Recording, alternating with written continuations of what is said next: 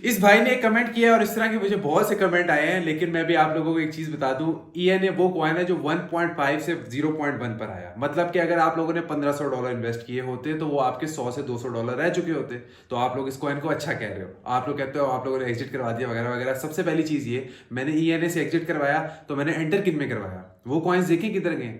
अच्छा, दूसरी चीज, अगर आप लोग ये कहते हो कि मैंने एग्जिट करवा दिया 3x हो गया ये वो वगैरह वगैरह, भाई 0.2 से 0.5 0.6 तक अगर चला गया है तो आप लोग ये देखोगे 1.5 से 0.1 पे आया। आप लोगों को 1.2 पे हर बंदे ने कहा कि बाय करो, ट्रंप ने भी कर लिया, उसके चाचे ताए मामा बच्चा कौन कौन बाय कर रहा है। आप लोगों ने उनके कहनों पे बाय किए, बाय करने के बाद 1.2 पे दोबारा गया, 0.2 पे गया, 0.2 पे जाने के बाद वो कॉइन उठ के 0.56 पे आ रहा है। आप लोग ऐसे वो हो रहे हो जैसे पता नहीं क्या हो गया कॉइन में।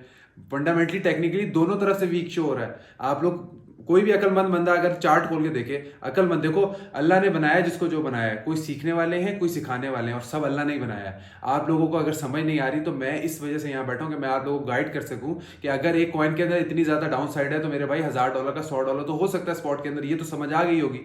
तो आप लोगों ने बाइंग कब करनी है, टॉप पे बाइंग की, पहली गलती। दूसरी भी गलती है, बहुत से लोग कह रहे हैं यार फलां चीज बाय कर लो, फलां चीज बाय कर लो, फलां चीज बाय कर लो। 2 साल से हर बंदा ये कह रहा है कि ऑल्ट रैली आने वाली है। अगर ऑल्ट रैली ना आई तो आप लोगों ने सोचा डाउन साइड क्या होगी? क्या आप लोग दिसंबर में एग्जिट लोगे?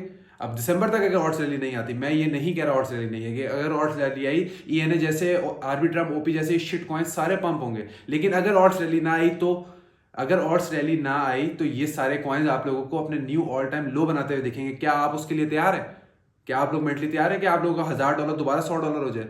तो आप लोगों ने बाइंग बहुत सोच समझ के करनी है। अगर लॉन्ग टर्म बाइंग की है तो फिर तो देखना छोड़ दो उसको, फिर तो सारी उम्र आप लोगों को ऑर्ट्स रैली का इंतजार करना है कि जिंदगी में कभी भी अगर ऑर्ट्स रैली आ गई तो आपके पैसे निकल आएंगे। लेकिन अगर मिड टर्म और शॉर्ट टर्म अगर आप लोगों ने बाइंग की हुई है तो आप लोगों को दिमाग लगाओ कि अगर आप लोगों ने ईएनए बाय किया और बाय करने के बाद आप लोगों ने ये सोचा यार मैंने इस कॉइन के अंदर सिर्फ 6 महीने के अंदर पैसे लगाए हैं, क्यों 6 महीने के अंदर हम रैली एक्सपेक्ट करते हैं। अगर 6 महीने के अंदर रैली आ गई तो ठीक है, वरना मैं जितना भी लॉस हो रहा मैं मार्केट से एग्जिट लूंगा।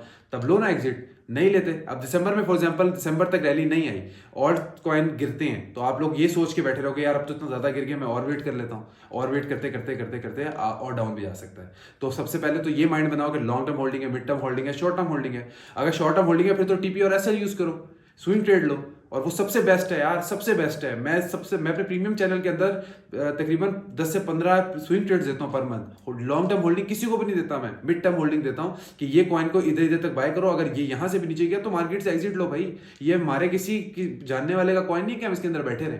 उम्मीद करता हूँ ये सारी डिटेल में आप लोगों को बता रहा हूँ, इससे आप